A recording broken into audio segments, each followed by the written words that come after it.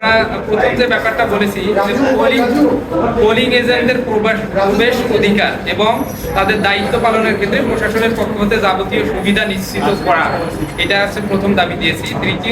দ্বিতীয় যে দাবিটা দিয়েছি সাংবাদিকদের মধ্যে হতে, অর্থাৎ আপনারা যারা আসবেন সাংবাদিকদের জন্য পৃথক আইডি কার্ডের ব্যবস্থা রাখা এবং কেবল প্রশাসনের অনুমোদিত সাংবাদিকদের ভোট কেন্দ্রে প্রবেশাধিকার প্রদান করা। 3 নম্বর যে দাবিটা আমরা দিয়েছি ত্রুটিমুক্ত ওএমআর মেশিনে ভোট গণনা।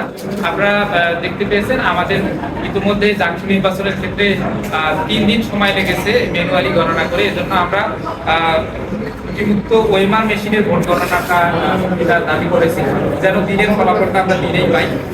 আর একটা ব্যাপার হচ্ছে কোনো প্রার্থী ফলাফল ঘোষণার পর যদি কোনো কেন্দ্রের ব্যাপারে প্রযুক্তিগত সমস্যা হয়েছে বলে মনে করে সেটা তার দাবির প্রেক্ষিতে ম্যানুয়ালি সেটা গণনার মাধ্যমে সেটা নিশ্চিত করা যে এটা ঠিক ছিল কিনা।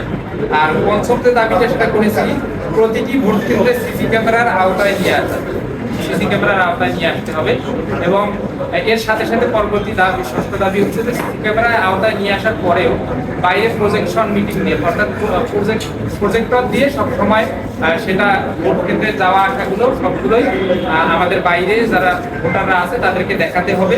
এবং 7 নম্বর যে দাবিটা দিয়েছি 8 নম্বর ভোটের দিন ক্যাম্পাসে জনসাধারণের প্রবেশ নিষিদ্ধ রাখা ভোটের দিন। এটা অলরেডি প্রশাসন বলেছে, এটা যেন ব্যত্যয় না ঘটে এটা খেয়াল রাখতে হবে। আর নির্বাচন পরিচালনায় নির্বাচন কমিশনের পূর্ণ নিরপেক্ষতা বজায় রাখতে হবে। আমরা এর আগেও অনেক ব্যাপার দেখেছি যেটা আচরণ বলে আমাদের কাছে মনে হয়েছে। এজন্য নির্বাচন এখন যেটা পরিচালনা হবে এখন থেকে নির্বাচনের দিন পর্যন্ত পূর্ণ নিরপেক্ষতা যেন বজায় থাকে। আমরা সম্মিলিত শিক্ষার্থী জোটের পক্ষ থেকে আমি টিভি প্রার্থী মোস্তাকুর রহমান জাহিদ, আমি আমার স্বাক্ষরিত একটু স্মারকলিপি নির্বাচন কমিশনে জমা দিয়েছি।